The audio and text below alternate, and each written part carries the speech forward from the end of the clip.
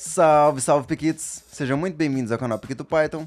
Eu sou o Miquim e nessa aula você vai aprender sobre os tipos numéricos usados em Python. Lembrando que essa é a aula número 4 de uma playlist de 30 vídeos que fazem parte de um curso gratuito de Python para iniciantes. Então se você ainda não assistiu aos vídeos anteriores, eu recomendo que você clique no card acima para acessar a playlist. Mas se você já assistiu às aulas anteriores, a aula de número 4 começa agora. Então estamos aqui com o nosso projeto aqui, nosso arquivinho criado, nosso programa criado. Então bora começar. Basicamente temos três tipos de números aqui no Python. Três tipos numéricos no Python. A gente tem aqui o tipo inteiro, o tipo float e o tipo complexo. Já vou explicar cada um, mas só vou falar aqui sobre o número complexo porque a gente não vai usar ele nesse curso. Acaba que ele vai ser muito específico, né? A área é muito específica para quem trabalha com números complexos, porque acaba que tem uma parte real, uma parte imaginária. Eu acredito que seja mais para quem trabalha com sinais e sistemas, essas coisas. Então, é uma parte bem específica, só quis mostrar aqui que existe o tipo complexo no Python. Mas a gente não vai ver ele mais por aqui. Então, vou só apagar isso aqui por enquanto. E vou chamar aqui a nossa famosa função própria do Python, o print, que é função própria do Python, porque ela já vem inclusa com o Python, né? Então vou printar aqui pra gente o nosso num. Ele vai, né, claramente printar 10 pra gente, mas o que eu quero aqui, na verdade, é chamar uma outra função built-in do Python, que é a função type. Built-in que eu quis dizer é a função que já vem com o Python. Enfim, então o type aqui nada mais faz que retorna pra gente o tipo, né, da nossa variável aqui. Por exemplo, se eu executar aqui, a gente vai ver que o 10 é do tipo inteiro, ou seja, não é um número inteiro. Ou se fosse 10.5, por exemplo, e a gente printasse, seria aqui o tipo float.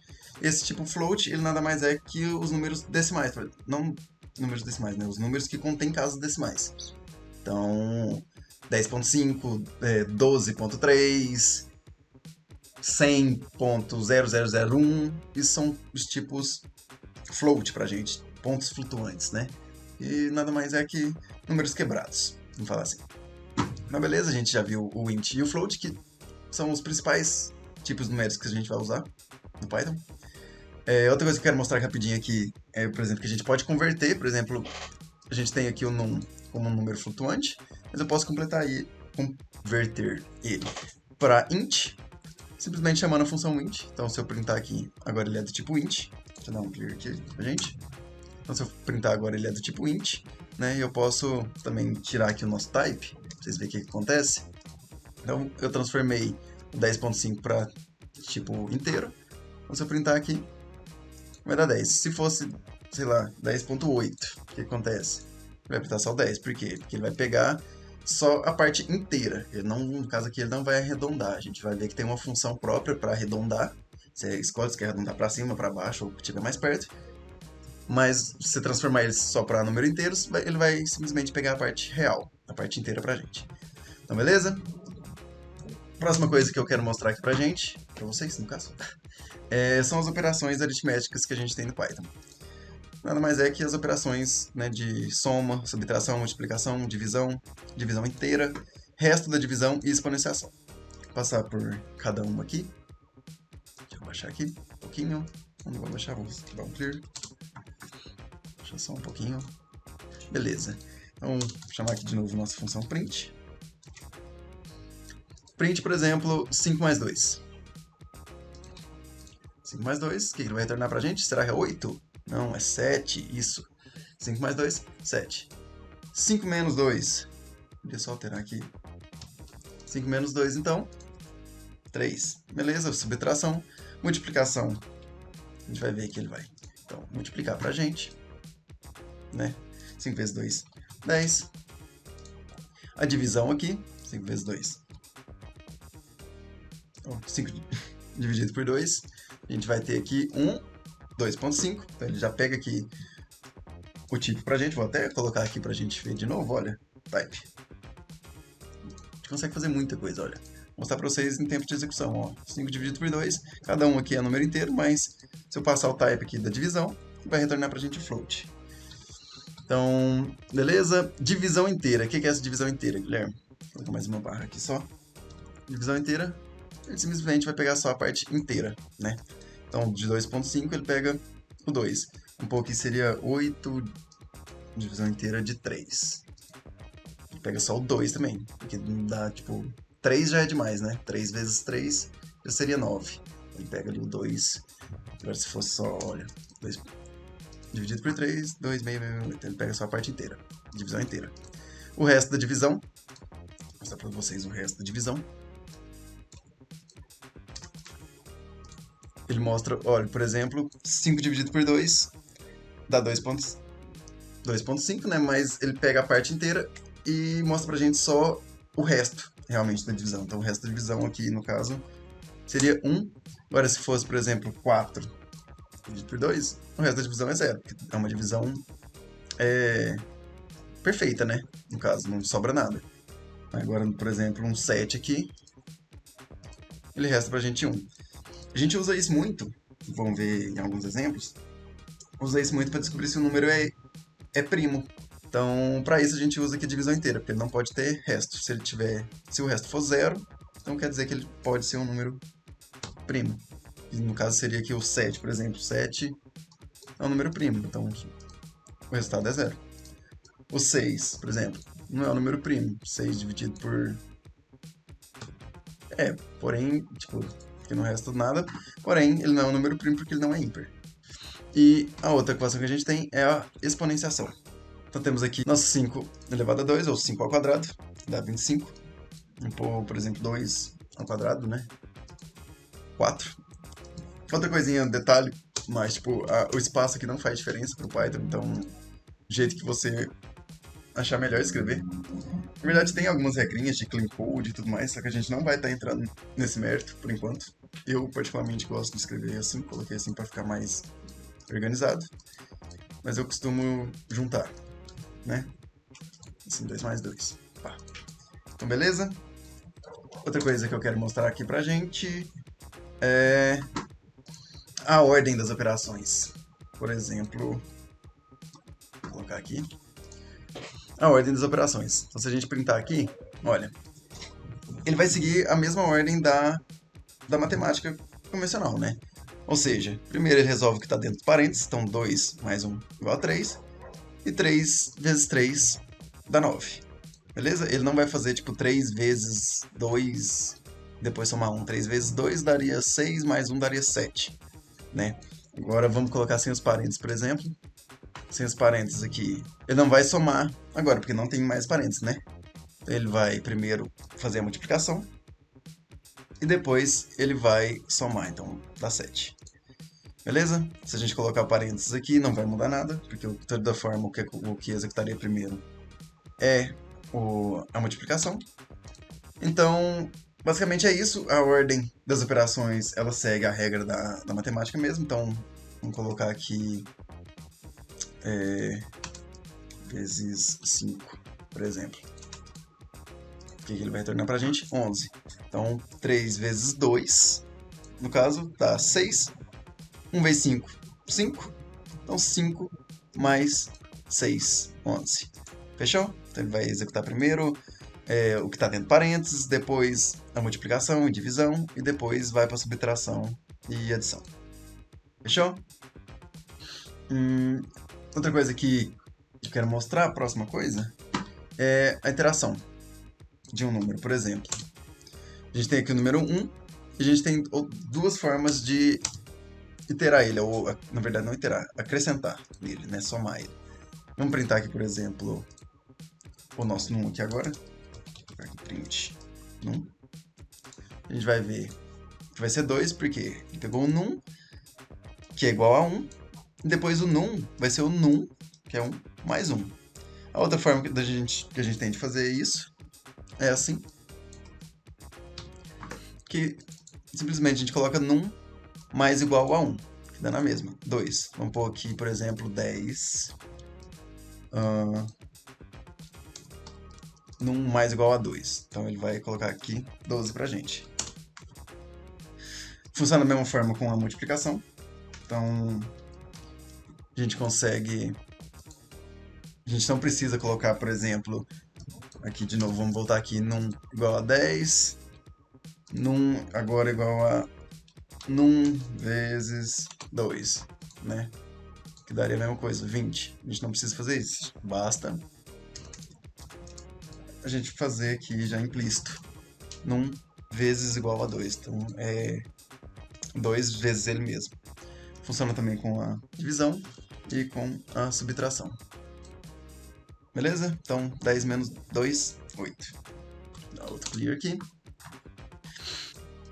Então, a próxima coisa que eu quero mostrar são os operadores relacionais.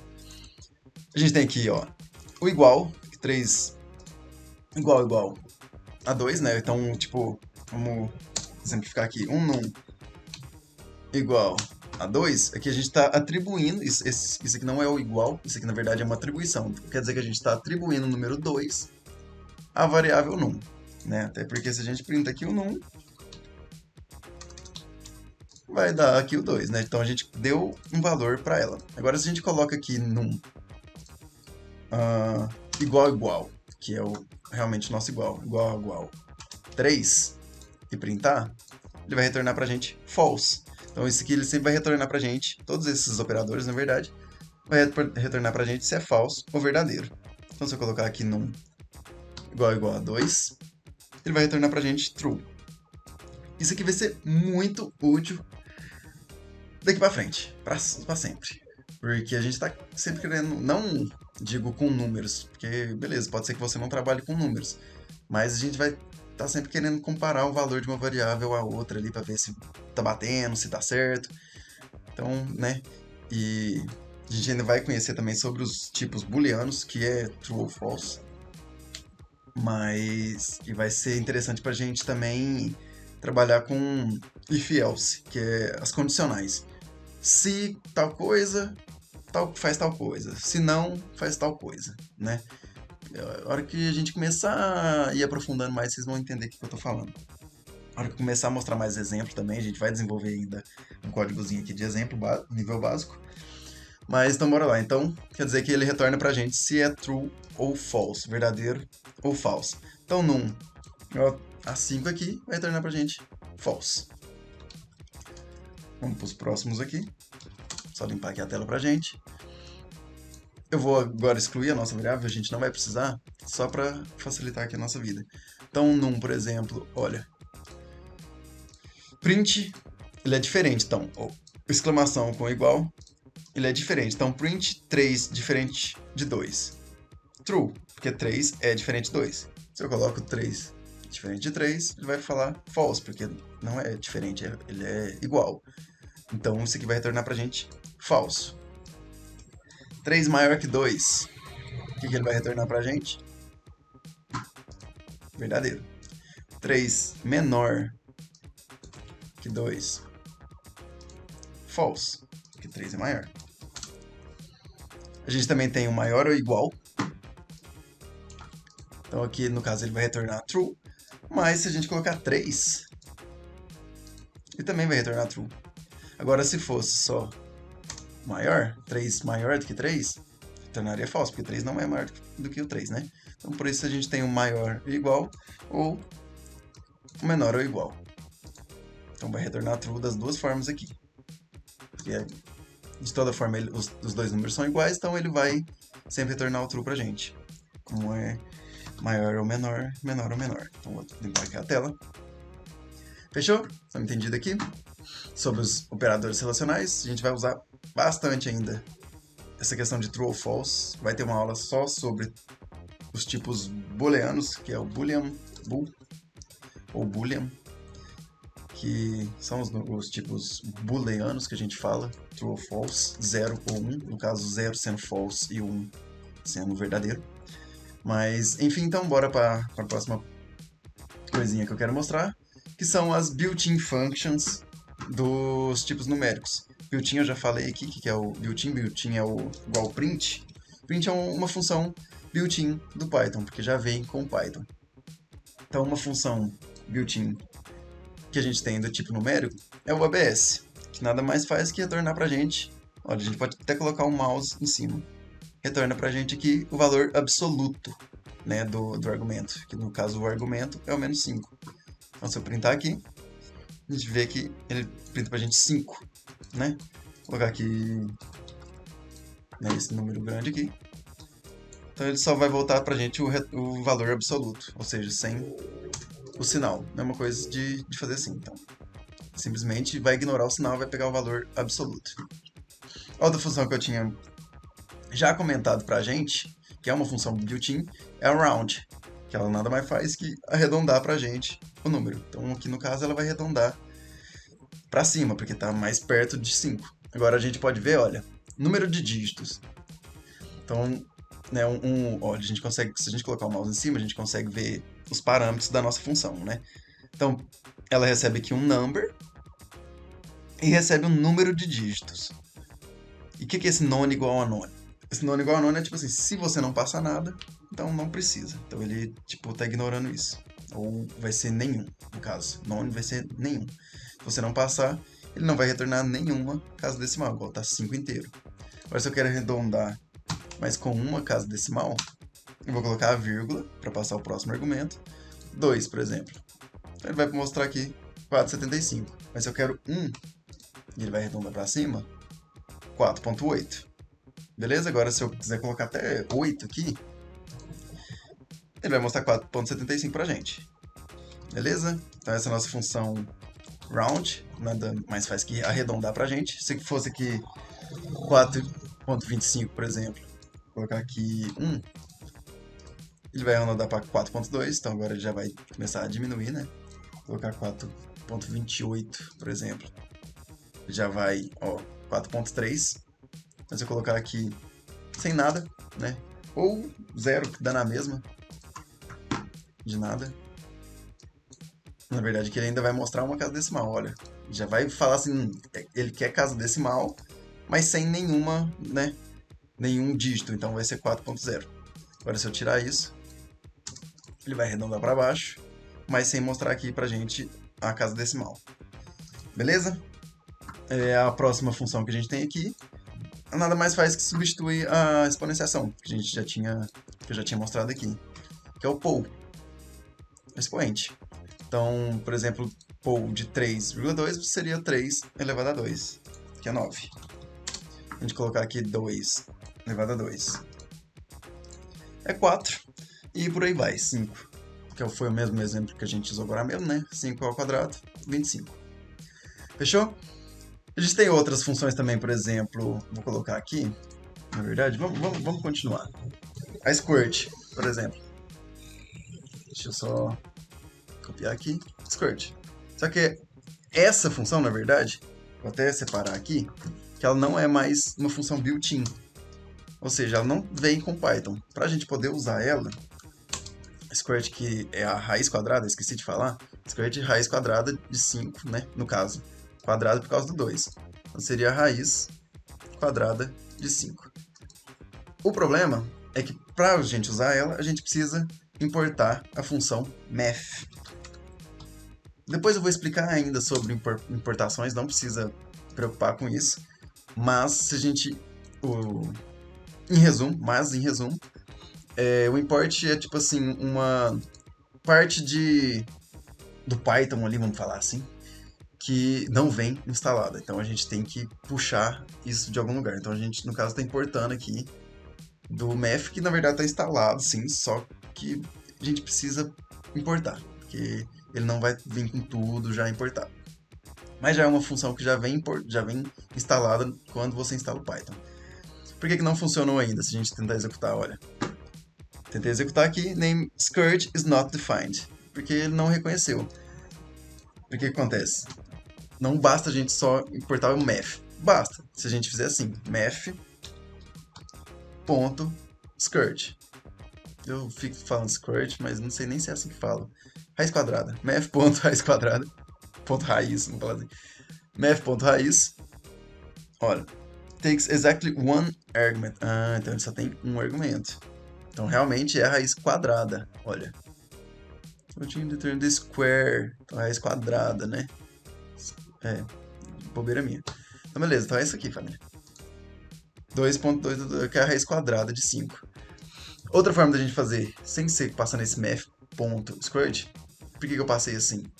Porque o squirt aqui é uma função do package math, do módulo math. Agora, se a gente quiser colocar direto o squirt, a gente pode colocar import squirt from math. É o contrário. Na verdade, from math import squirt. Beleza? Então aqui a gente não precisa mais passar o math. Se a gente for usar só o squirt, a gente pode usar simplesmente assim. Só que se você quiser usar, por exemplo, vamos pôr aqui a função sys.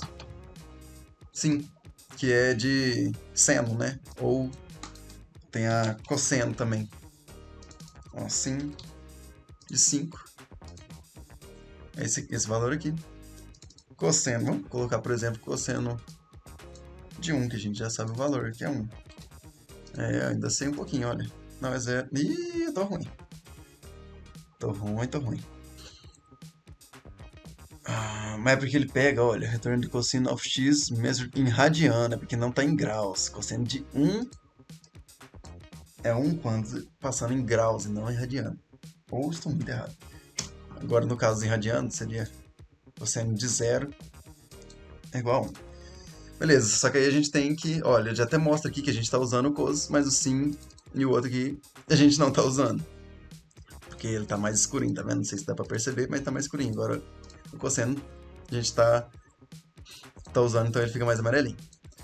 Mas enfim, não queria entrar muito no mérito aqui de importação ainda. Era só para mostrar para vocês que a gente tem outros operadores, outras funções para trabalhar com números.